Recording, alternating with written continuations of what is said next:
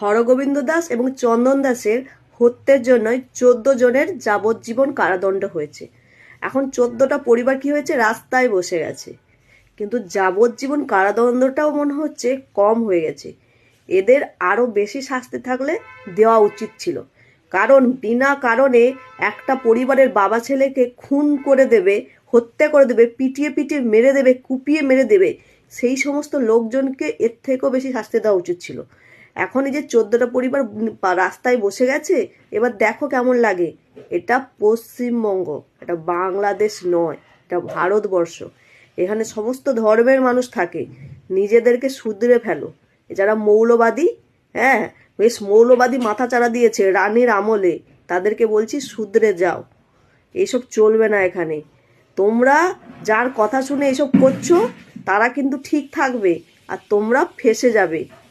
এই যে যাদের 14টা পরিবার রাস্তায় বসে গেল, বাল বাচ্চা কি খাবে, চিৎকার করছে পরিবারের লোকজন।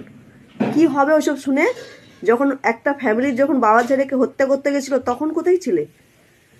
তখন তো কিছুই করনি। তখন এখন কান্নাকাটি করলে হবে? একজনের পরিবারে কি 3 জন গেছে, তার বাবা তাদের আবার কি 3 জনের হচ্ছে 12টা বাচ্চা আছে। ভাবো, দেখো খালি 12খানা বাচ্চা আছে, তাদের বাল বাচ্চা কি খাবে তাই বলছে। বলছি বিনা কারণে একজনের পরিবারের 2জনকে হত্যা করার সময় মনে ছিল না? তাই বলছি মৌলবাদীরা দেখে শিক্ষা লো। যা হয়েছে বেশ হয়েছে। আমি তো বলবো আরো বেশি শাস্তি থাকলে দেওয়া উচিত ছিল।